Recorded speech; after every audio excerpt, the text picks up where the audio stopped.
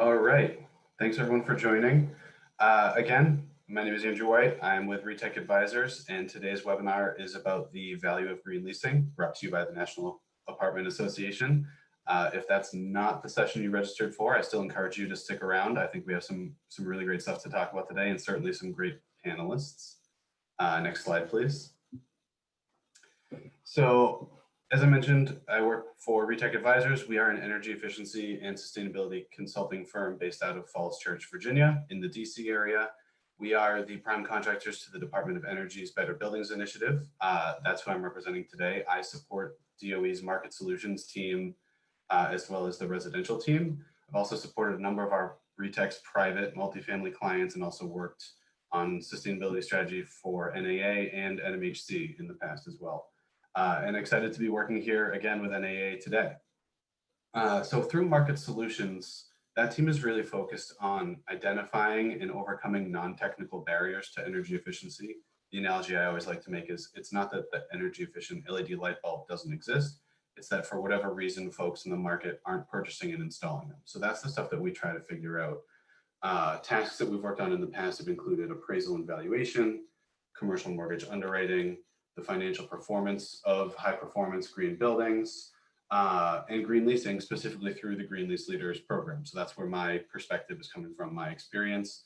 To date, that program has been pretty focused on commercial, but as we'll talk about today, we're starting to branch out and really try to push into the multifamily sector, which is why we're here. And I'm super excited to be here today to moderate an excellent panel of folks who have various experience in green leasing and sustainability and multifamily. You'll hear about resources from the Green Lease Leaders program through DOE, tools from the Urban Land Institute that can help you improve the sustainability performance of your multifamily properties. And then you'll also get some best practices in green leasing and multifamily sustainability from tower companies and Amly Residential. Next slide, please. So quick agenda for today. Welcome and introductions. We're in process there. I will be providing a green leasing overview. And then Emily Pierce from the Urban Land Institute will talk about ULI's TEOP, or Tenant Energy Optimization Program.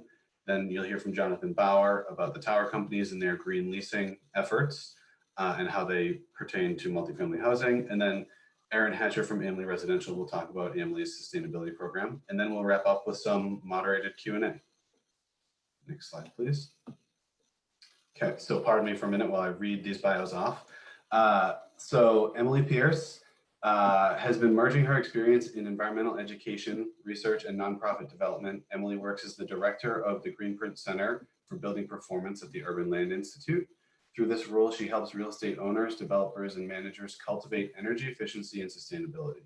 She also leads ULI's only tenant-focused program, the Tenant Energy Optimization Program, or TEOP, which promotes sustainable and efficient build-outs in leased spaces. Prior to ULI, Emily worked at the Institute for Market Transformation, IMT, where she led real estate broker sustainability training, managed landlord-tenant engagement initiatives, and collaborated on green leasing programs, Green Lease Leaders. Additionally, she has spent time working in environmental education at the Alliance to Save Energy, as well as in nonprofit development at Resources for the Future. Emily holds an MPA in Environmental Science and Public Policy from George Mason University and a BA from Elon University. She is also a lead green associate and a Fitwel ambassador. Jonathan Bauer from Tower Companies is the sustainability manager for Tower. Jonathan leads initiatives to meet aggressive sustainability goals across Tower's portfolio. He currently manages the company's energy, water, and waste programs, green building certifications, health and wellness strategies, and engages tenants and Tower staff to promote sustainability best practices. Jonathan also previously worked at IMT, the Institute for Market Transformation, and interned in environmental policy at the state and federal levels, including in the White House Council on Environmental Quality. He earned a BS in biology from Central Connecticut State University and is a Fitwel ambassador and a lead AP O+M. He and his wife live in Silver Spring, Maryland with their dog, Lucy. And lastly, but certainly not least, Aaron Hatcher is Vice President of Sustainability at Amly Residential. Aaron oversees the sustainability initiatives at Amly with a focus on building certifications and investor reporting. In supporting company-wide sustainability initiatives, her role is highly collaborative and works with internal development, construction, and operation teams across their 9 US regions. Prior to joining Amly in 2012, Aaron worked as a sustainability consultant focused on new construction. She received her BFA in Interior Design from the Illinois Institute of Art, Chicago. And Erin is a lead AP BD plus C and a certified construction documents technologist, which I did not know until today. So as I mentioned a moment ago, Emily will talk about how to apply the TEOP program principles to multifamily properties to help reduce energy consumption and save money. And I think also I'll add improve resident engagement as well. Jonathan will provide some insights about what tower companies learned as they worked to adapt their green leasing practices from commercial office to multifamily properties. And Erin will highlight some of the most popular sustainability features in multifamily and how to successfully integrate them into marketing and education. So with that said, I will go into my overview here of green leasing, and I'll start with something that I think a lot of folks are sort of familiar with, which is the tenant landlord or resident landlord split incentive. A split incentive is essentially a circumstance where the flow of investments and benefits are not properly spread among the parties in the transaction, which impairs investment decisions. What that means in regular terms is that whoever is paying for an energy efficiency upgrade is not the one necessarily that is seeing the benefit of that upgrade. So if the owner wants to make their building more energy efficient, but if they pay for the upgrades in a resident unit, then the resident gets the benefit. And why should they get those at no cost, right? Or the tenant, if they want to be more energy efficient, but they pay a flat rate for utilities, they have no real incentive to use less energy. In multifamily, it's often the case that the owner would pay for an energy efficiency project, but the resident would experience the benefit. Of course, the level to which you're impacted by the split incentive depends on a lot of different things, particularly the metering structure of your property, how your CAM charges are set up and allocated, and your billing procedures. But the general idea, again, is that one party is disincentivized to pursue energy efficiency because the other party either A, doesn't have the incentive to care about it, or B, one party would invest and the other would see the reduced bill. Next slide, please. So the solution that a lot of folks have come up with is green leasing. And there are several programs that support green leasing adoption. So the idea behind a green lease is simply to solve that split incentive problem by equitably aligning the costs and benefits of investments in sustainability or energy efficiency, right? So you're including language in the lease that allows bill back of some kind, certainly in the commercial environment, allows bill back, and in general creates win-win agreements for owners and tenants to work toward common efficiency goals. Key elements that you're going to see in green leases, particularly and specifically for multifamily, are energy efficiency improvements during unit turns. That's really critical to continually improving the efficiency of a multifamily property. Transparency is a really big one. Providing a sustainability contact so residents know who they can get in touch with if they have questions. And then tracking and sharing utility data. And that goes both ways. That's as owners sharing your property's performance information with residents, hopefully being proud of that and promoting the fact that you have strong performance, but then also requesting that residents share their utility data back so that you can get whole building information and really understand how the building as a whole and not just the common areas are performing. And then there's certain practices related to standardizing efficient building operations. Some of that stuff Emily will get into in her bit in a few minutes. There's other aspects as well to green leasing, again, especially coming from the commercial side, cost recovery clauses. Something that all multifamily owners can do is track common area, energy, and water. If you have an Energy Star score for your whole building performance, disclosing that, like I mentioned. You can also train your staff. Erin will talk about some staff engagement in her portion later on. And then if there are on-site renewables, you can negotiate certain deals through the lease to ensure that people are purchasing renewable energy, things like that. And I will just add that NAA has a green lease addendum to the Blue Moon lease that will be coming out soon, and it addresses a lot of these same themes that you see. And then in addition to green lease leaders, which I've already mentioned, and TEOP, which I've already mentioned, there are a few other, or I guess really just one other program out there, the Energy Star for Tenant Space. And you might be wondering, why do 2 different government organizations and 3 organizations in general have 3 different leasing programs? Green Lease Leaders is a commitment and recognition for leadership across a portfolio. Energy Star for Tenant Space has specific technical requirements for how to address your build out and leasing in a specific building or a specific suite even. And ULI's TEOP program, again, is a lot about tenant engagement and provides a lot of the best practices that will help you achieve both Energy Star for Tenant Space or Green Lease Leaders. Next slide, please. So you may be wondering, why are we talking about this at all? Is this actually meaningful? Is there something really here? And the short answer is yes. The green leasing opportunity is significant. So currently, the Green Lease Leaders program, conceptualized by IMT and DOE a few years ago, and still run by IMT and DOE, has the potential to impact, or currently covers 2.9 billion square feet of commercial and government space. That represents about 8% of the 35 billion square feet of leased commercial space in the US. And if all leased office space were to experience the energy savings that we expect from the program, it would yield about $18 billion in annual energy savings. So not quite on the same scale as the 1.9 trillion relief package that's being bandied about right now, but certainly not insignificant either. This is particularly valuable if you're able to reduce resident costs during the pandemic recovery period. Everybody's focused on cost right now, both owners and residents. And so recouping lost revenues and controlling costs is especially critical in this day and age. And thinking about this again from the multifamily perspective, according to NMHC, 40 million Americans rent apartment homes, right? And renters by and large have lower household income than homeowners. Affordability continues to be a major issue, especially during COVID. So reducing costs and the total cost of occupancy for residents in apartments can increase the likelihood that they are able to pay their rent and stay in your buildings. At the same time, landlords who invest in energy efficiency can also increase property values, reduce your own maintenance costs, and improve resident satisfaction and retention. So there's a lot going on here. I know I went through a lot of things pretty quickly there, but the short answer is green leasing is a major opportunity, and we really are excited to try to move things further into the multifamily sphere. And without further ado, I will turn it over to Emily to discuss TEOP and some best practices for green leasing in multifamily housing. Awesome. Thanks, Andrew. You can go to the next slide there.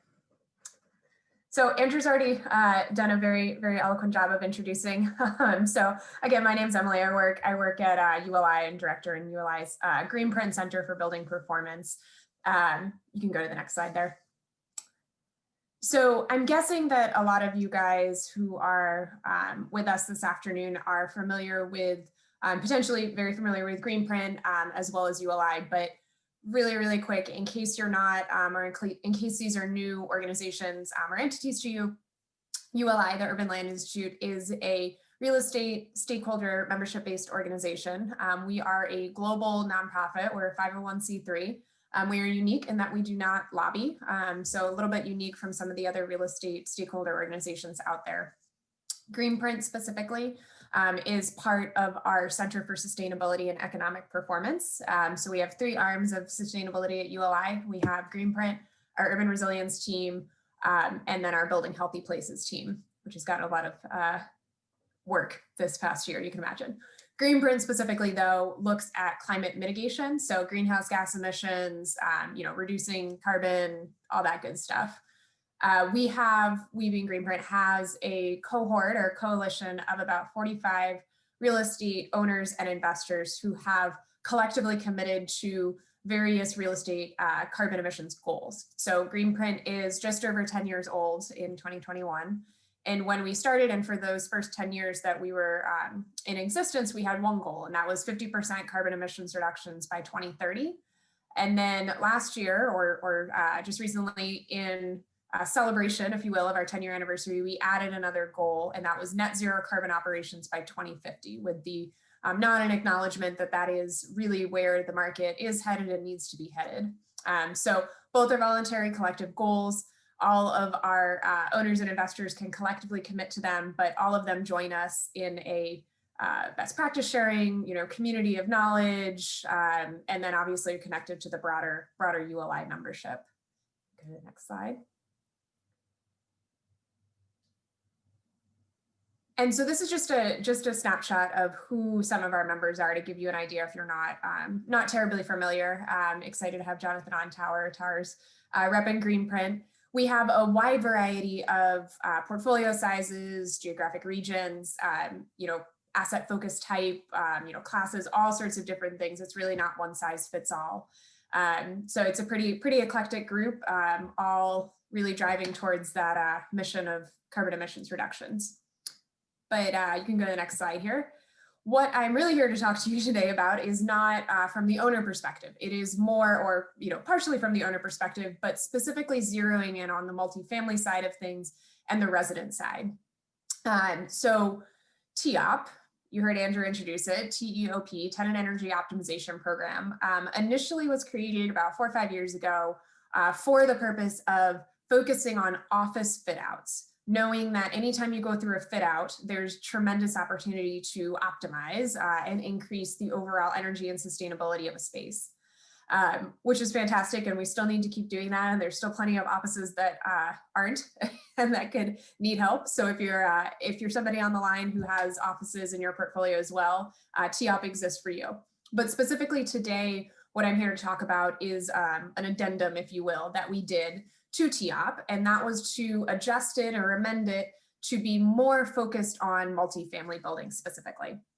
And really, one of the main reasons that this is so important is because you think of the tremendous opportunity that there is in any multifamily building. The ACEEE actually did a study that there's in any given year $3.4 billion on average in available savings for energy and sustainability upgrades. So that's not to say that that's what's done in an average year, but there's tremendous opportunity for these upgrades to be done. So I'm gonna take the few minutes that I have left here and really confuse the heck out of you guys while I kind of go through all these 10 steps. But what you're looking at right here is just a snapshot of them. And you can go to the next slide. I'm going to dive into all of the 10 steps. Obviously, in the time that we have here, I'm not going to do all of them tremendous justice and, be able to explain every single one in as much detail as I might want to. But hopefully this will give you an idea. We set out to do this a year or two or so ago with NA in our court as our partner here and our multifamily expert. So there's a lot of people on this webinar and potentially even in the virtual room with us here today who had, participation or edits or, feedback on this. So if that's you, thank you. But diving into the actual steps. So TEOP is broken down into 3 phases. So we have the pre-lease phase, we have design and construction, and then we have the post-occupancy phase. So what you see here are the 2 steps that fall under the pre-lease phase. And you've got select a team and baseline benchmark your assets or units. So select a team, pretty straightforward. I won't bore you about that. If you're on this webinar, you probably know whether or not you're doing it, but it's important to have a team that really cares about energy and sustainability. That's what step 1 is really all about, just getting the right people in your court. Step 2, baseline and benchmark assets and units. So this was one that actually got really complex when we were taking the office TEOP steps and amending them to multifamily. It got pretty complex because if you think about it, there's so many unknowns, or not unknowns, but potentials for additional information and opportunity for confusion when you think of a multifamily building. You've got, in an office, you've got your tenant spaces, you've got the whole building. Residents just obviously throw in a lot of confusion. But what we wanted to do when we set these 10 steps out was lay out how owners and investors in multifamily spaces can really get in and target, get that baseline, get that benchmark before they start doing these remaining 8 steps of the TEOP process. So on this step 2, some things that are going to be really important to consider is, do all of the units that you're looking at for potential fit outs or upgrades need work? Are there ones that do, or are there ones that don't? Before that, you're likely thinking, is this an acquisition? Is this a new multifamily building for us? Or is this one that's been in our portfolio and just needs some TLC? Also thinking about mandatory benchmarking. So is this a building that's in a city that has local jurisdiction laws, that has benchmarking? Is it in a state that mandates it? So all those things are really to consider on this step 2. Moving into green leasing and some of the things that we'll get into in a much more detail today. This is when green leasing starts, and data is going to be a huge piece of step 2 and all of the remaining steps for the TEOP process. Making sure that you're not only using the lease as a vehicle to make sure that you have data transparency, data access, your residents are on board, your residents know what they need to do, they know what's expected of them, but really setting the stage for all of that here in this pre-lease phase with these first 2 steps. So you can go to the next slide. So when you move into the next phase, which is design and construction phase, this is, obviously you can see if you, just look down at the bottom there, you've got step 8 is retrofit the units, you know what that means. But before you get there, there's a lot of pieces that are really critical to making sure that you are taking that foundation that you started with in the pre-lease phase and really building on that. So, for example, in step 3, you want to be realistic about what your goals are going to be. So, I said a second ago, do all the units need to be retrofitted? Do they need to be upgraded? Are all of them going to be on the same plan? Or is it going to be a tenant turnover? All these are questions that you're starting to answer. But in step 3, you want to be making sure that you're setting realistic goals. So, you can't just slap on an ambiguous utility or energy usage goal without much background or understanding or motivation, because you probably are, if you do achieve it, it's going to be a relatively ambiguous achievement and you may not know how to replicate that.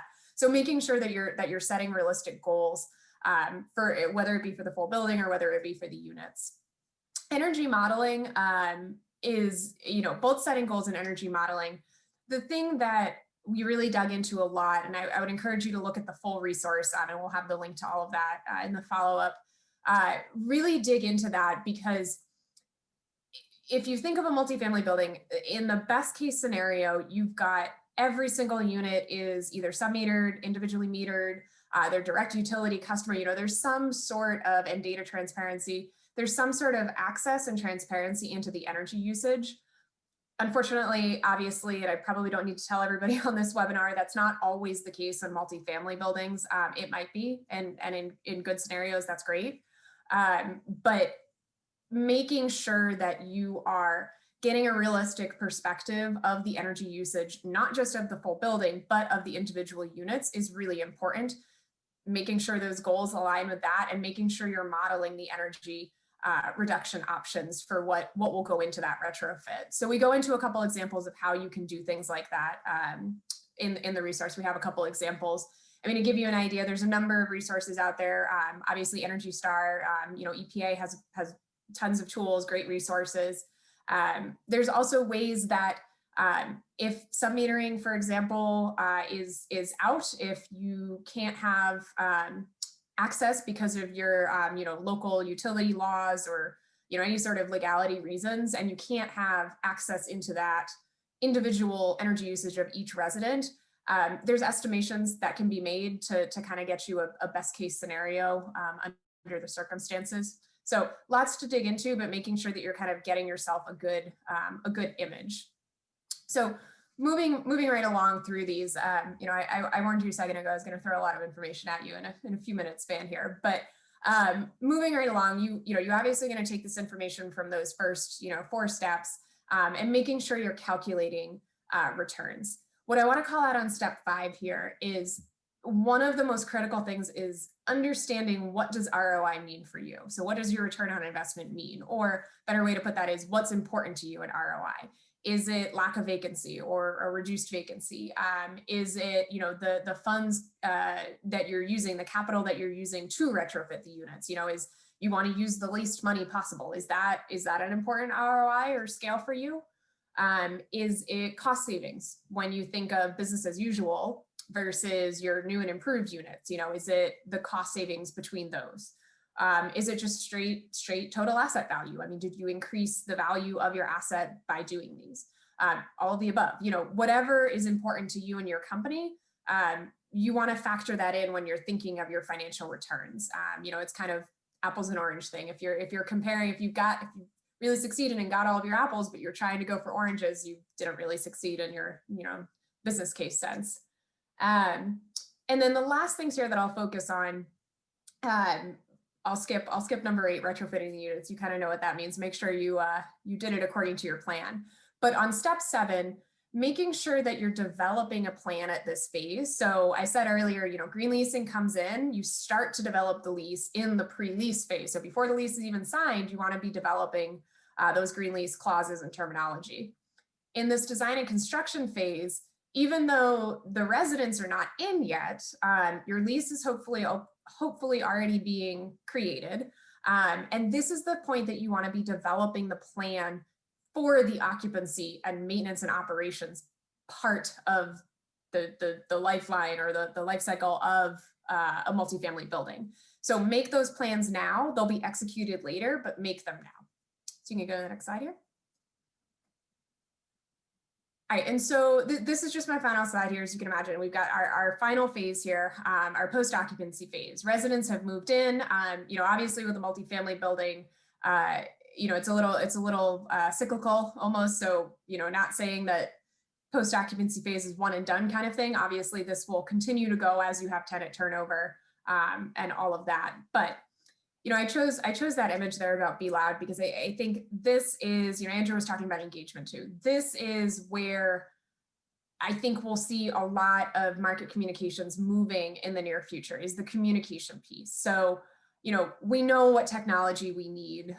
The research is out there, the technology is out there, the business case is there about installing energy efficient and sustainable technology and, all of that.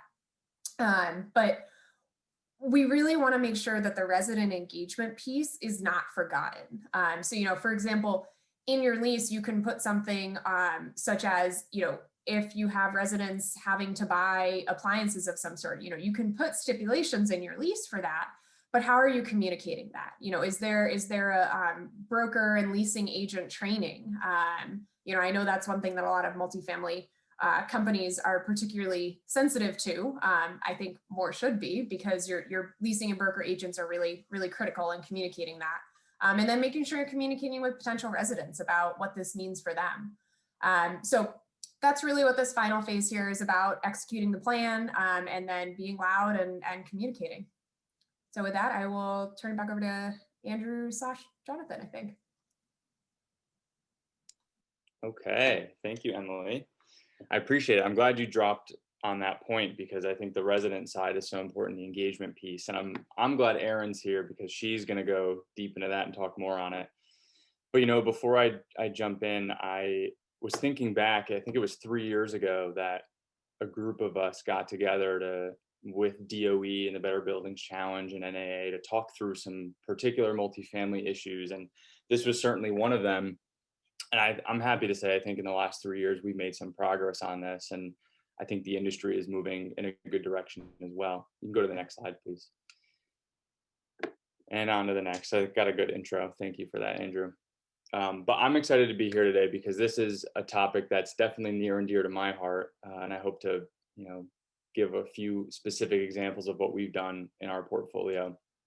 But before I dive in to the green leasing side specifically, just a quick overview of Tower. If you're not familiar, I'm not going to read all the stats on this page. You can check those out if you want. But just high level, we are a developer, owner, and manager of commercial real estate in the DC area. All of our portfolio is based in the DC area and metro surrounding area. We have a mix of commercial, office, multifamily, residential, and retail properties. And one thing I do want to point out on this slide is that over 90% of our portfolio is operating under a green lease, and that includes multifamily. And I think the other thing just to mention quickly is our company has been focused in sustainable development and operations for over 2 decades now. Our journey really began in the 1990s with a large retrofit, an office building in downtown DC, and we have evolved from there. But least to say is that sustainability and sincere sustainability is one of our core pillars at Tower. Next slide, please. So this is a little bit more about the portfolio, which I already mentioned, some of our office buildings in DC. And then bottom left is our latest development, the Pearl in Silver Spring, Maryland, which I'll talk a little bit more about when we get into the green leasing side. Next slide. Thank you. So everyone is probably relatively familiar with these logos, so I won't walk through them too much, but over 95% of our portfolio at this point is LEED certified. It's literally one building that I'm working on to round that out to 100%. Over 80% has achieved Energy Star certification, including our entire multifamily portfolio, when all are essentially around 90. The building I already mentioned just got a 94 this past year, so super efficient. I think our green lease is a part of that. The past year, everyone is thinking about health and wellness and real estate, and that trend over the last 3 to 5 years has really accelerated. And so we've been a Fitwell champion, committed to that program since 2018. And again, some of our multifamily buildings have been leading the way on that side as well. And then the bottom slide here, the climate registry, that's how we submit our greenhouse gas inventory every year to track our portfolio footprint and manage that. And then we heard a lot about the Green Lease Leaders program already, which we are a member of. And I'm hopeful to submit a multifamily green lease for that program this year to be recognized for the work we've done there. And then we've heard about better buildings as well. And I'll just say, since 2018, we've achieved our 20% energy and water reduction goals through that program, of which our multifamily portfolio is part of the commitment. Next slide.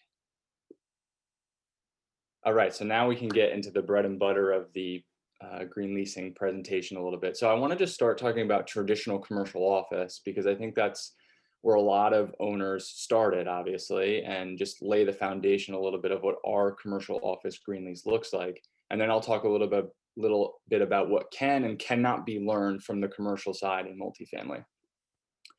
So in terms of different categories, it's kind of a broad swath of things that we look at. So water efficiency, energy efficiency, materials and resources, indoor environmental quality, and those measures can range across the addendum that we have in our commercial office lease. Water efficiency, it could be that all fixtures need to be WaterSense certified. Energy efficiency, it could be the same thing, Energy Star certification for appliances or equipment in the space, or we actually ask to go above code when it comes to lighting levels in the space. Materials and resources might be about, our recycling and composting program, or the different types of, materials that tenants spec out for their space. And indoor environmental quality is kind of related to that, to control off-gassing and other things like that in our tenant spaces. And then of course, there's different types of requirements. There's the design component, where you're designing these things into the lease premises up front, kind of some of the pieces Emily talked about in the beginning of the TEOP program. Then there's the actual construction process, where we have certain things like an indoor air quality management plan to ensure that we have good indoor air quality in the building, and that construction activity doesn't compromise that throughout the building. And then there's operational components, something like enforcing a standard like our composting program, or something like that. What I'll say on this is that in multifamily, things kind of change a lot, and the way that they're, in my mind, radically different is, on the commercial side, we really lean a lot on the tenant's GC, the tenant's architect, to drive a lot of this. And of course, we have internally a construction team that manages the projects alongside those teams, but is really the tenant's responsibility and the tenant's stakeholders' responsibility in most cases to drive this fit out at our kind of direction.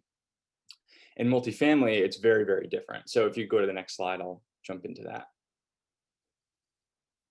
So to that point, the reason I have green leasing in quotes is because this takes on a couple of different forms. So yes, for our multifamily portfolio, we do have a green lease addendum that's a couple pages. It's a specific section of our lease that the tenants, have to sign. And, this came about for us a couple years ago. I think it was 2 years ago now, when we did a complete overhaul of our lease of about 1,400 units on a 30-acre campus in Silver Spring. And when we did that overhaul, the timing was really fortunate. I got looped into it and was able to slide a green lease in to have something formally in the lease. But when we went through it, we ran into some hurdles in terms of what we could actually adapt for commercial. And what I'll share and what we found is very little of the language was actually replicable in multifamily. We really had to go to the drawing board a little bit to think through it and think through the different challenges. And so before I jump into some of the lease language, I'll just say we had to think through other processes in the building that could be add-ons to the green lease to drive the full value of, some of the things we saw in our commercial lease. But in terms of language, I just want to give a couple ideas of, what we're talking about in the lease. So one that's really important that was already touched on is data collection and transparency. And we're really fortunate in the Washington, D.C. area to have utilities that are pretty progressive. So we have really good aggregate data performance and things flowing into our systems that we can use, and we don't have issues with that. But I know there's a lot of owners, managers across the country who cannot get access to data, and it's a challenge. So what we did, even though we have, good standing with the utilities here, we put something in just in case to basically say we would be able to collect any utility data from the tenant directly, since some of them have, their own meters. And so that's an important piece of language. I'll admit we've never had to rely on it because of our situation, but I think that could be important for other landlords and managers in other markets. Another piece I'll just share is, we've included a lot of shall endeavor statements. So that's, I think, a good starting point. It's not an actual requirement because it's very hard to enforce and require a tenant to do something in their space. So what do I mean by that? We have a provision in there about how they control their thermostat and their temperature in their unit when they're home and when they're not home. And we basically have a shall endeavor statement that recommends certain temperature bands for their thermostat, depending on their status. So again, we can't enforce that. We can't force our tenants to do that, but through the lease, we can at least put some language in to encourage them and kind of make a statement. I'll share just one or two other quick examples. On the environmental quality side, obviously things like smoke-free is a good target to put in the lease here. And different things like if the tenant is bringing certain products or materials into their space, basically informing them of what that the harmful impact on the indoor environment could be. And saying if they are going to paint, then they would need to tell us exactly what paint they're going to use, if they're allowed to in their apartment, so that we can approve it and make sure there's no volatile organic compounds and things like that. And then lastly, recycling is really important in our multifamily properties. So we have some language in there to cover that as well and lay out what the rules are in the building. But really quickly, moving through the rest of this slide, we found out on the design and construction side, as Emily said, that's in the owner's court to figure out whether you're developing a new building and working this in, or you are redeveloping or renovating units. You really need to have a plan. And so for us, a lot of it is through unit turnover. And so over time, we created a checklist with some items, some of the stuff that I already kind of touched on that is referenced in the lease about lighting and fixtures and, different things like that our teams, when they go through and do those terms, can check off and show us that they were done. And this is a really challenging thing because, the contractors change over time and it can be complicated. We don't always have daily management insight over exactly what's happening in the unit. So it's a little bit hard to enforce and track, but to try to standardize some of this and put it in a list is a good step in the right direction. Another thing I'll just mention is thinking about how you can incorporate sustainability into the leasing process, not necessarily into the lease itself. So a quick example of that is, we have a really robust composting program, but we saw that we were only getting about 15% uptake across our 1,400 units. And I wanted to do a lot more with that. And so we looked at the program and identified some of the pain points. And one was that when new tenants came in or, existing residents renewed, there was no touch point about this at all, no education.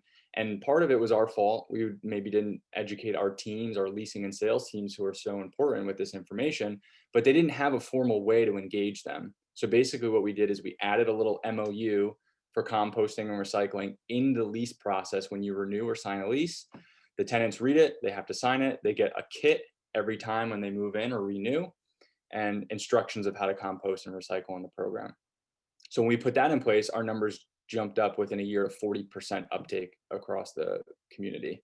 And I think it was about a 60% increase in the amount of compost coming out of the property. So it was really, really successful. And I think the whole point here is thinking about all these touch points in multifamily That's really the issue and the way we need to think about these problems. And it can't all be solved through the lease. There has to be a few other tools to do that. So I'll just leave you with a few quick tips, and I'm sure we'll talk more about these at the end. But again, it's all about collaboration, bringing the stakeholders together, thinking through who those people are, to Emily's point, building your team internally and externally, thinking about not just your own team, but contractors that you might need to work with throughout the process, bringing tenants into the picture and communicating with them about this and learning how you can be better. And of course, be prepared to educate everyone. You can drop these things in place. And if you don't talk to your sales and leasing team, if you don't, work with your property managers, if you don't work with your tenants, this will not happen. It will just kind of fall apart because there's a lot that rides on all of those touch points along the way and people involved in the process. And I would also just say, like, think about legal teams too. That was a huge part of us jumping into this in multifamily, was getting on their schedule at the right time to work with them on the lease. And even if you think it's not the right time, it's always worth engaging and getting in, starting the conversation, because you never know when the opportunity is going to come up, and then they're at least aware of your intentions to work on this.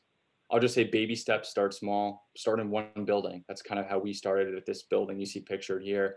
It was a brand new development. It was a great opportunity to put a new lease in, and then it seemed to work very well, so we could easily scale it across the rest of that multifamily portfolio. And be patient and flexible. This isn't going to happen overnight, especially in an existing building. As leases turn over, you might just have to wait a year or two as that happens, and get some new leases in there to really see how this works and get feedback. So just stay with it and be patient. With that, I will pass to Erin to jump more on the tenant side and her program and some tenant engagement. Good afternoon, everyone. Thanks for the opportunity to share a bit about our green leasing process. To kind of piggyback everything that you've heard from Emily and Jonathan, I really want to share with you about how we engage with both our residents and our employees to really successfully implement some of our sustainability initiatives and translate them into actually achieving some of our goals. So the way we think about green leasing is green lease language is a tool for us, but really the meat and where we have success is the engagement piece of this. If you can advance to the next slide, I'll actually show you, we don't have much in our lease as far as sustainability language, but there were two things that we found very important for all residents to sign off on. And it was to share their utility information and to commit to being smoke-free within their units and within the common area spaces. Those are national initiatives that we are working on.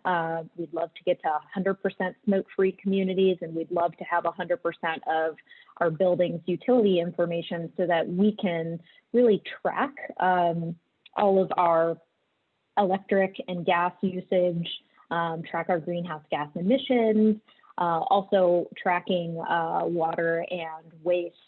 Those are some really important things that we do at a company level, where if we don't have this information and have the permission to get this information from residents, we're really only seeing part of the picture there. So this is where it starts, but the more interesting piece of this, I think, is actually how we engage with our employees and residents. So if you could advance to the next slide. This is just showing one of the many training tools we have for our on-site teams at AMLE. And what we have actually kind of learned over the years is you need to get more specific with all the information that you're sharing to apply directly to whatever that team member's responsibility is. So by that, I mean, we sort of separate out our maintenance teams and we separate out our leasing teams. We have different training materials for our community managers because their areas of focus and drivers are a little bit different, and we're okay with that. And so we want to focus on where they can have impact because we found that to be the best way that they engage. So here I'm showing you like a one-page document that we share for our make-ready technicians. These are our people who are working on unit turns primarily. So we want them to be educated about things like what kind of lamps that they're choosing to put in when we turn our units. We're kind of a full service, so a lot of our apartments, we're doing all of the work. We're changing the air filters, we change light bulbs. I kind of joke about we'll, change curtains, but we actually will do that. So some of those sustainability implementations of, whether it's appliances, the HVAC equipment as it needs to be replaced, that's all on us. So we have internal standards in order to meet, which is very helpful. But if we don't communicate that to our on-site teams and ensure that they're actually purchasing, per our policy and everything, not as easy to implement. But this also isn't just all about our on-site teams. We have a lot of corporate staff who we also want to engage on sustainability initiatives. So in addition to doing training for all of our on-site teams, we do have corporate level sustainability modules that we do online for all of our new employees. And we actually did a full sweep of every one of the corporate employees in the past year as well. One other thing I wanted to mention in this is we do find it important to also customize every community's green features, because it can be a little bit confusing as we are evolving in our sustainability initiatives. Some of the features that our community evolve as well. So making sure we have a tracking system in place has been very important for that. If you advance to the next slide, I can show you another tool we've developed in order to keep that authenticity and education fresh for all of our employees. So here is a picture of what we call our green glossary. And we have an icon and we have criteria for use for all of those features and icons. And then we actually explain the benefit as well. So what we're hoping that is occurring here is keeping the message authentic. We don't want to be talking about something in the wrong way or over-promising or under-promising on something. So we have this tool as a reference point for all of our employees. And then we want them to be able to use this as a selling feature as well. So they have lots of tools to grab when they're talking to people. They can introduce these sustainability features, talk about them authentically, and explain to them the benefit if it's not obvious. And if you can go to the next slide, please. The second piece of this is how we engage with residents. They are actually living in the units. They are the ones who decide when they're going to be using electricity, how they're going to be using electricity, how long the showers are. So we can put in WaterSense fixtures, we can do Energy Star appliances, but there's a lot of things that happen on the day-to-day where we really need the engagement piece of it to come from their behaviors. So one of the ways that we try to engage with our residents on is by creating what we call a green home guide. The genesis of this really came from our LEED certifications. And in the LEED for Homes rating system, which is one that we've adopted, they had this fantastic idea to add a operations and maintenance manual. The original intention of this was from a single family home. So when you purchase the green home, you hand over this operations and maintenance manual and it outlines all the green features in your new home and how to maintain them. Well, we had to adapt that, right? Because this isn't, as I mentioned, we're a full service kind of apartment management company. So a lot of it we take on ourselves from a maintenance standpoint. But what we loved about this is that it gave us an opportunity to outline the green features of the community and explain to them how to use it to its fullest benefit. So it serves sort of as marketing, sort of as education, and we really outlined this for each of our 9 regions. And then we customize and provide what is actually in each of the different communities, because there are just differences here and there. But we've really found this to be a great tool, and we keep it on our website and introduce it during the leasing process. And if you can go to the next slide, please. We also like to stay engaged with residents, because if we just remind them of the sustainability features when they move in, they may forget, or maybe it's just not always top of mind for them. So we do invite a lot of our residents to follow us on social media, and we tell them about what kind of the changes are happening in their community, what to watch out for. Here I have some examples of a recycling initiative that we had last year, where we were just trying to share information about how to be a better participant in recycling and reduce contamination and improve our recycling rates. And we got some great feedback from our residents on that. Next slide, please. And this is certainly the best engagement that we have ever done. And this engagement was simply by us asking a question, asking about 14 questions, and then just listening. It's amazing how you can really miss the mark on what's important to people when you do all the talking.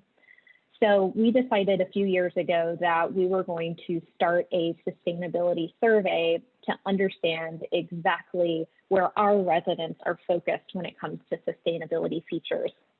Admittedly, I am an indoor air quality nerd. I love a lot of the technical aspects of our building, and I think I failed to think about, you know, what a day-to-day experience might be like for someone who doesn't live and breathe sustainability.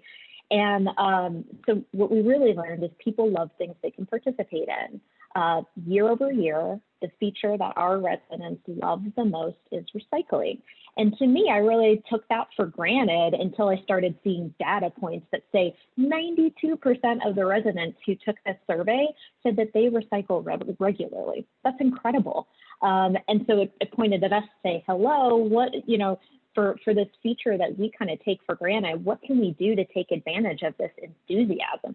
Can we have a take a box, leave a box program? Should we be considering to enhance some of our recycling spaces so that they're more pleasant places to be, and people will stop and pause and actually read our Recycle Across America signage and then be better at recycling and then respect us in turn for focusing on it.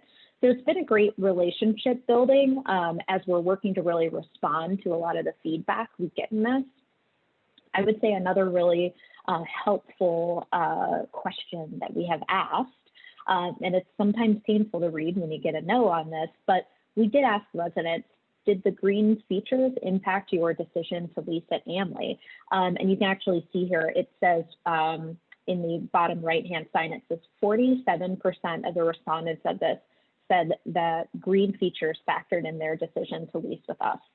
So I was really pleased with that and immediately took it to our management team and said, hey, what you guys are doing when you take the time to introduce the green features during the leasing process and engage on social media and enhance the green features that we have, or even make more of them, which a lot of our properties do, you know, it's paying off. It's a differentiator. It's something people want. And then I just want to end on this piece on the left here, the ranking of the sustainability features. Again, I think that this was really insightful for us and forced us to kind of put ourselves in the resident seat again. And I don't think you'll be surprised to see that in 2020, Fresh Air Initiatives topped the list for the most valuable resident feature. Of course, everyone's thinking about it during the pandemic, and we were very happy with some of the features that we adopted from the LEED rating system that we think really improve the indoor air quality at our properties and give lots of options for residents to engage with, and might be different from, you know, where they may have leased before. And then, of course, financial savings always tops the list.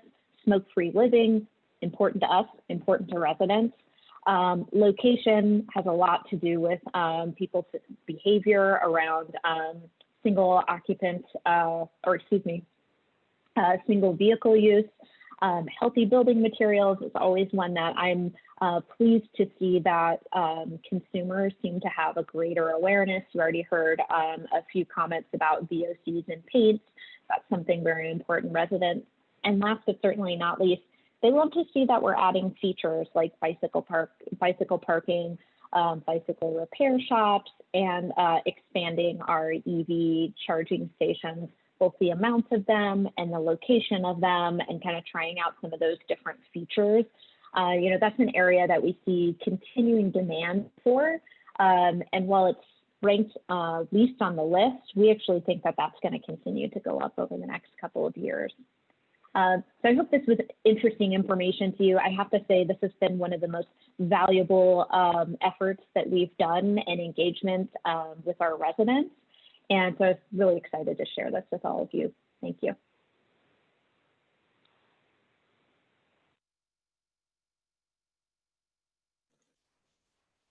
Thank you so much, Erin, Jonathan, and Emily. Those were all really, really excellent presentations. We're now going to move into the Q&A portion of the session. We have about a half hour remaining. I have a few planned questions here that I'm going to ask the group, but I encourage everybody to use the Q&A feature at the bottom of your Zoom window to ask some questions, and we will get through those, as many as we can. And then if you're having trouble finding the Q&A window, I will say the chat feature should also work sufficiently, and we should be able to get through some of those as well. So again, thank you all so much for your presentations. Erin, just because you were last, I'll say I really love the idea of the Green Home Operations Guide. I think that's so helpful. I know I have friends who have Nest thermostats and don't understand how to use them. And I also really like the last point too about engaging through listening. I think it's really important. You know, we often see ourselves as the ones with the information to share with residents and and staff as well to train them and tell them how to do things. But it is really important to listen and have a two-way conversation and hear what others have to say and, you know, use that to properly evaluate the other stuff that we're doing. Can I just add really quick Yeah, that by all means. I love that, Erin, and now I'm like, we got to figure out how we're going to do our survey. I think it's so important because also if you're trying to drive this at a higher level and go back to corporate and work on these initiatives, what better way than to have that survey with that data that shows those priorities and to get people excited and to get buy-in. And, you know, I think that is just a huge, to have the numbers is so valuable. And there's no way to do it than by genuinely putting something together and listening to the residents. I would also say it's humbling. We debate if this is the right thing to do, but we have an open box section where we ask, what's your favorite feature? And, you know, where do we need to improve? And people are honest. And, you know, it's not always easy to read, but so important. That's really great. Thanks, Erin and Jonathan. Okay, so as we get going here, I think I'll start with Jonathan.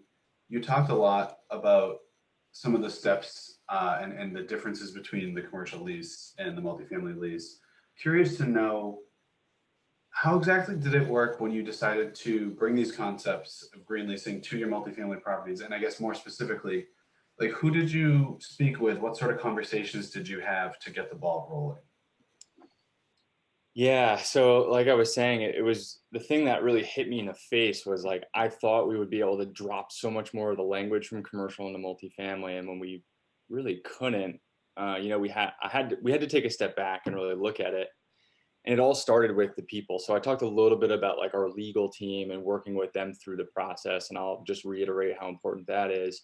But I want to touch more on the people that I think that matter the most. And I think Emily was hitting on this earlier, and that's like the sales and leasing team.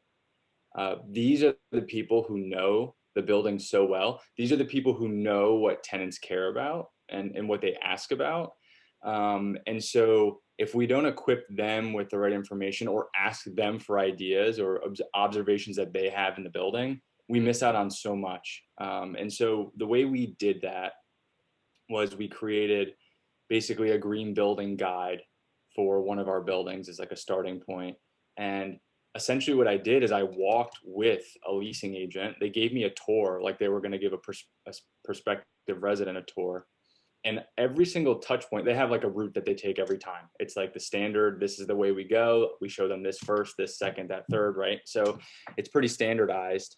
And every touch point along the way, we just made a note of where we were and what is important in terms of sustainability in that space. And could I give you one or two things to say while you're walking around the building in each of those areas, whether it's the lobby, the courtyard, the unit itself.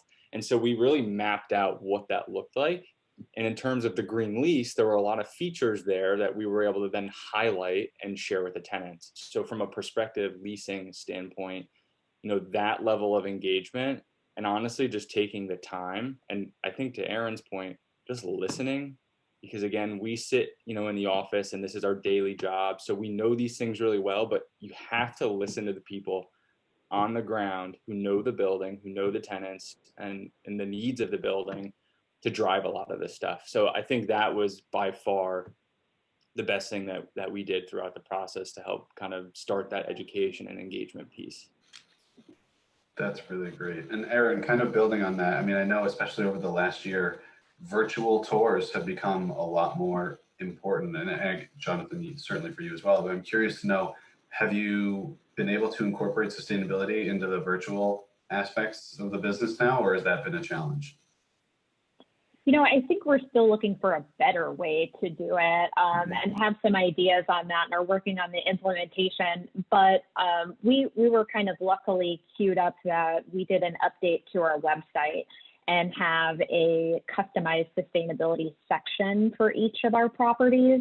It was, a lot of information to go through, a lot of verification for each of them, but I can't say how much I value that, because it then becomes a tool for online leasing, and then continues to be a great reference, post-pandemic, for both future and potential residents, but then also for our leasing staff as well.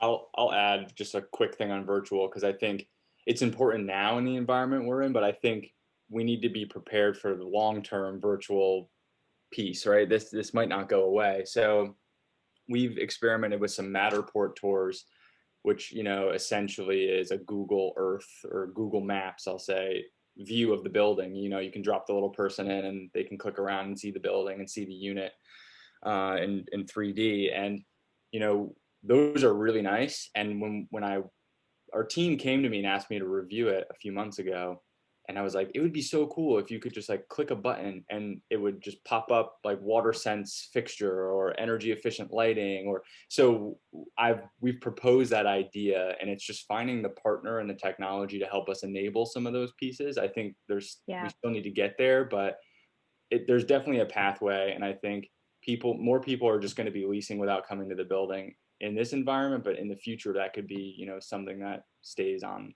the list. So we've thought through it, but have not quite yet pulled the trigger fully. That's great. Thank you.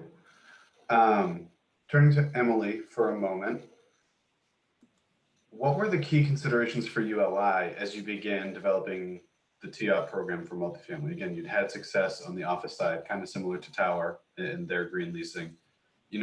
Again, what were your thoughts in terms of stakeholder engagement? What were the challenges, and were they the challenges, were the challenges you faced the ones that you thought at the outset, or were there different ones along the way? Yeah, it's a great question. So we started the process to look at multifamily specifically, probably a year or two ago, or probably closer to 2 years ago at this point, knowing that the original TEOP specifically looked at offices, but that there was a huge, variety of other asset types that were not encompassed by that. So you can look at the original, the OG TEOP on our website and go through, and no matter what asset type you're looking at, if you're looking at it with a sustainability mind, you can definitely pull out pieces for any building, but it misses everything else. I mean, to put it simplistically. But one of the things for us that was really important is that, ULI is, a leader in real estate, members and stakeholders, and, we have a lot of good coalitions there, but, people don't come to ULI thinking, oh, they're just the multifamily experts. It's a more holistic approach than that for ULI. So we really wanted to make sure that we had somebody in our court that, or some organization or company in our court that really had that really firm grasp on what was going on in the multifamily industry. And we were really lucky that kind of by a few like serendipity, coincidences, whatever you want to call it, we landed with NAA. And it was kind of just a mutual, like, yes, this is something that we've been focused on. The NAA has a sustainability committee and they have their roundtables and all that. So it's just kind of a natural process for us to kind of come together. didn't quite expect that we would start this, however many months before the whole world changed. So this was actually finished probably mid-year, mid 2020. But people didn't really want to talk about energy and multifamily buildings when this was published. So, I mean, the short answer to that, to synthesize all of that, multifamily is a completely different beast than any other asset type. And that is pretty much solely because you have residents, you've got people, you've got the wild cards. It's you and I, it's everybody else that can just rent any unit. And we knew that was going to throw a wrench in the traditional steps that we had, but we knew that it was really important to amend those steps. And to answer the part about like, is this how we expected it to go, or is there anything? One thing that the group that we got together with NAA's participation, one thing that we found ourselves kind of hitting our head against the wall early on was that we wanted this to be a specific TEOP addendum, in that this is the point of a fit out. So units are getting retrofitted, there's upgrades going on. We knew we wanted that. That was the goal. But one thing that everybody pointed out, and we've all hit on this a number of times, is that resident and tenant engagement is a huge component too. And we kind of started to incorporate that into the 10 steps early on when we were writing them. And then we realized this is just, focus on the fit outs. Tenant engagement is its own piece. I just muted myself as I was talking. Hopefully you'll see a lot of, other resources coming down the line. But that was one thing that kind of came up for us, that engagement is a piece that really, really needs to be focused on in and of itself. Great. Thanks, Emily. And I think it's interesting you mentioned the serendipity of everything coming together. I will say, from the Green Lease Leaders side, we've had a lot of success and growth in our program in the last couple of years in data centers and also in the industrial warehouse space. And not that it wasn't intentional for us to grow the program, but it kind of started when we just had individual partners apply for recognition. And then we realized that there was more of a market there than we initially realized. And that's why, some of our resources are a little bit customized for data centers, the same way we're doing for multifamily. So definitely interested to hear your process there.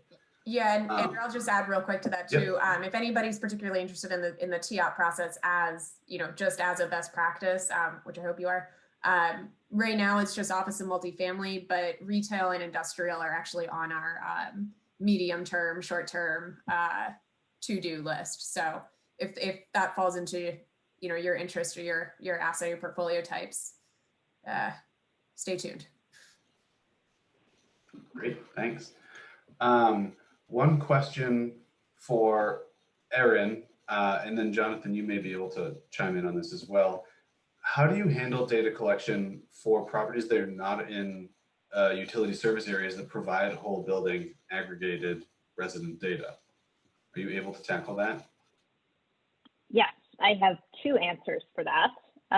One of them is we do have a couple of utilities who provide it on an individual basis, and it gets aggregated in a data platform that is third party. We utilize the Measurable platform to track that. So that's my first answer. My second answer is we don't have it. So we, I mentioned during the presentation that we added lease language to release utility information. So that was really the first step in us obtaining it in a couple of really tough regions where the utilities, have their reasons, but just haven't shared that information at a whole building level. But we really need it in order for us to, be authentic in our goal setting and tracking, and even just to add some meat behind some of our accolades too. So it's a work in progress. I'm hoping that maybe I can answer in the future and say, we went to the utility and we showed them that we have all sign off by all 300, units and blah, blah, blah, and have a success on that. I think that would be pretty groundbreaking. And I'm I'm annoyingly optimistic that somehow we'll be able to do that. So wish me luck. Definitely. Thanks. Okay, and then one question for the whole group, and I'll let you all chime in whatever order. Do you think green leasing efforts have improved your relationships with residents? And if so, how? I'll jump first and just be very honest. I think, kind of thinking back to my presentation, a little bit of the pieces.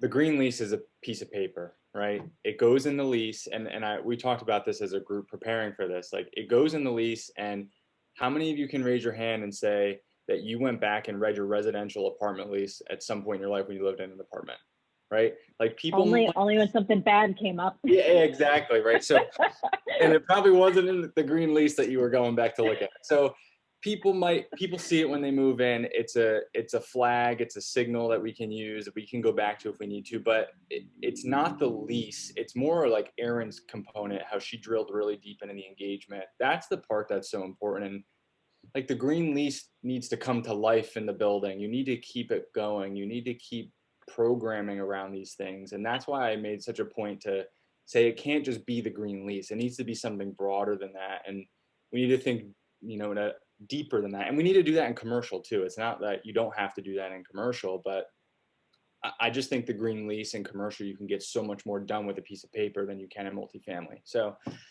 anyway, I'll just say it's really the engagement component of driving your program that keeps that going. And it has to be a constant, continuous process. Otherwise, you're not going to have an effective program.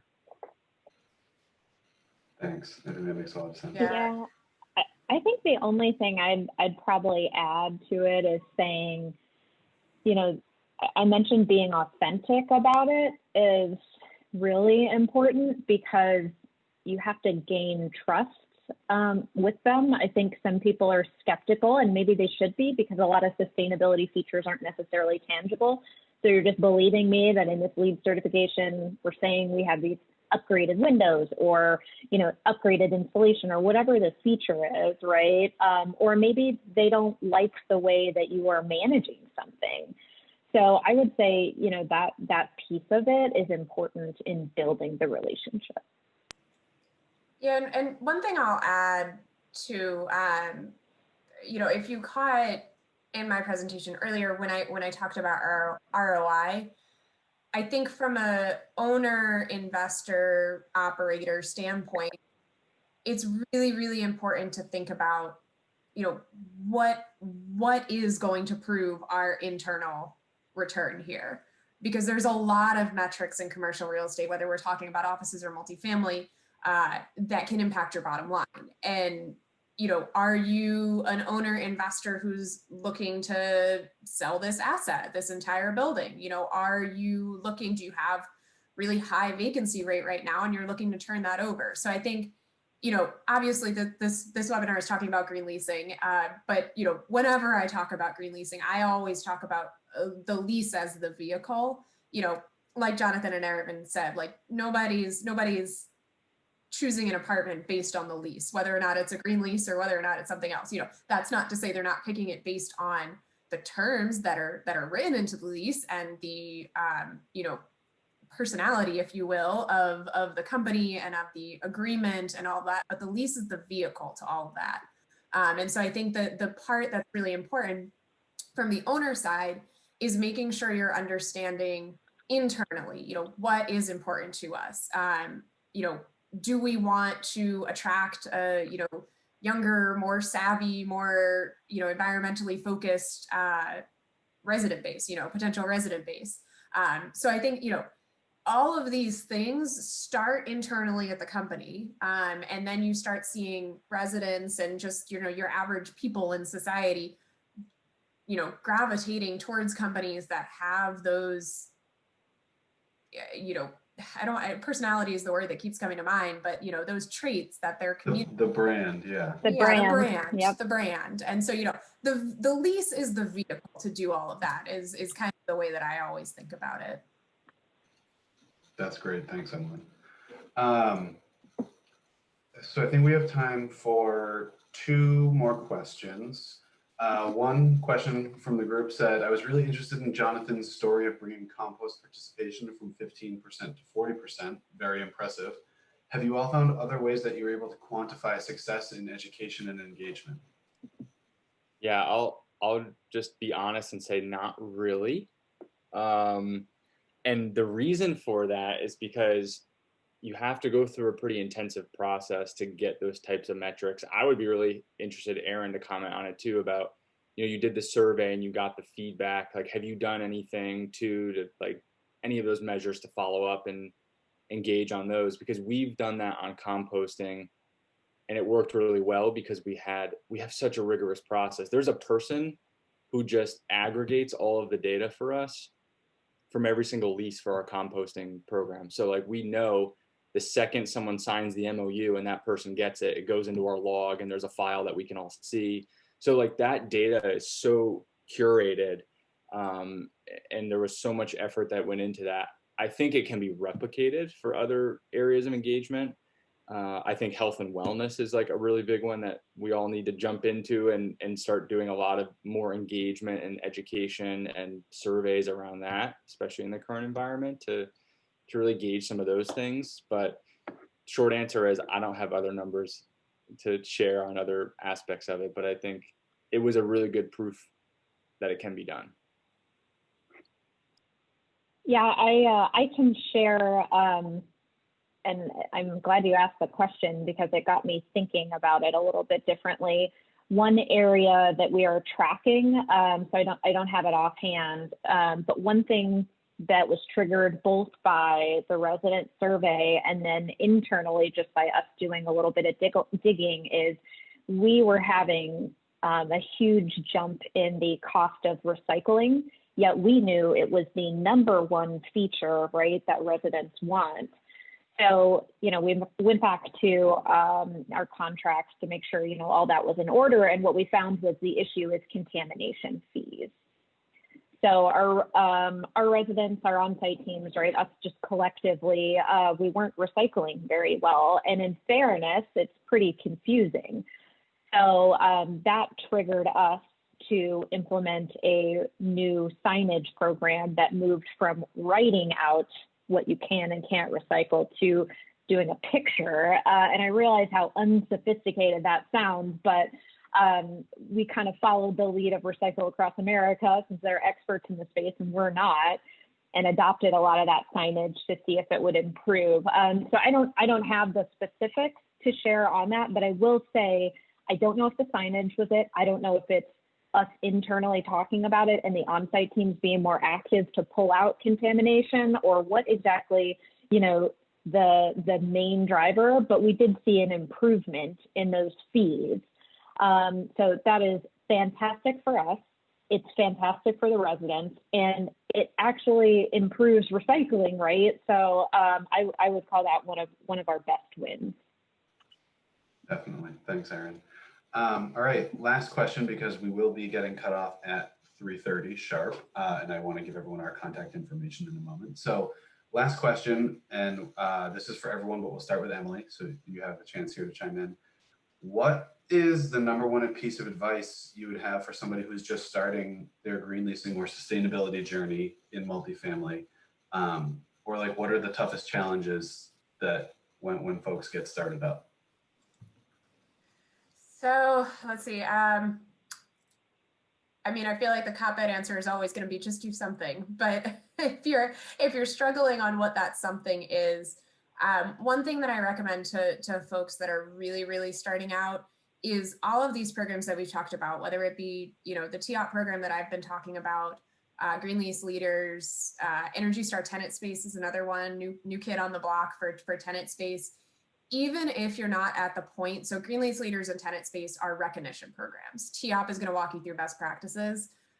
With Green Lease Leaders and Tenant Space, you can follow what those programs are without applying for the recognition. And I recommend that to folks a lot because it will quite literally give you the cheat sheet into what you need to do. You may be very, very far away from getting recognition, But if you walk through the Green Lease Leader sheet, you can say, oh, okay, this is what somebody who's going to achieve the highest level of Green Lease Leaders, this is what they do. And it will almost give you your roadmap. That, using those as kind of your roadmap and your template would be the first stop, in my opinion, my first, the biggest recommendation. But once you've kind of already done that, it starts small. If you don't have liquid capital at your disposal, at your dispense that you're, totally retrofitting an entire building, start small. You don't need to do all of this at once. So once you kind of have that roadmap that you've gotten through Green Lease Leaders or TEOP or Energy Star Tenant Space, start small, pick something and let it snowball. Thanks. And I'll just add, Emily mentioned Green Lease Leaders. We did just update our reference guide to include some multifamily specific recommendations. So definitely take a look. And also Green Lease Leaders in our Green Lease library. You can find all these resources on the website or contact me if you have questions. There's also sample lease language there. If you're wondering literally how to write this into your actual document, there's some guidance there as well. So shameless plug. And then Jonathan and Aaron, number one advice for folks? Yeah, I'm just gonna say, like Emily did, like start somewhere. Just start, because it could take a while to work through the details, and it's going to take you a while to figure out who your team is and who your champions are. And I think I'll just be honest and say I think I got a little lucky. I was at the right place at the right time with our legal team redoing their lease. So if you're not, that's a whole process to go through that. So just planting the seed and starting the conversation, even if you don't have all of the answers, I think is really valuable. And then I'm going to steal one out of Aaron's book and say, maybe even before you like go deep into that, engage the residents or work with the property teams to start building. This is like your artillery. You start getting these things from the tenants and the residents and the site teams, the people who drive leasing, people who keep tenants in your building. If you start getting all of those data points and pieces of information, and your plan is to take that and maybe start a green leasing program and an engagement program, that's going to be what you need to really drive it. And you'll be really surprised how much the residents really care about this stuff. No matter what property or where you are, I think it really is now more a universal thing. You don't have to be in a hot market in a city. You can really be anywhere, and there's people are thinking about these issues in some way, shape, or form. Yeah, the psychology piece of this is always the unwritten, right? You just need some kind of win, success, something that creates some attention to really get things moving. And so, I think looking in your organization and figuring out, what is really going to motivate people to move. Is it finding a financial savings? Is it getting the lease? Is it both? And then zeroing in on having a really successful project will get you some buy-in to get things moving. Great, thanks. And I will just add, in terms of the toughest challenge question, I think Erin already answered some of this earlier, but getting the resident data and figuring that out, because that is so critical to understanding how the whole building fits together and where to prioritize your efforts. It's no new story. It's the same thing that we've been dealing with in multifamily for quite some time. It's gotten better. It's getting better still, but we're obviously also still not all the way there. So with that said, we'll go to the last slide here with our contact information. And I will just say thank you all so much for joining today. It seems like most of our participants stuck it out for the full 90 minutes. So that's always music to my ears. Thanks for joining us. And feel free to contact any one of us after the fact if you have further questions or want to follow up. Certainly Emily, if you have interest in TEOP, myself, if you have interest in Green Lease Leaders. We'll chat with you soon. Thanks so much.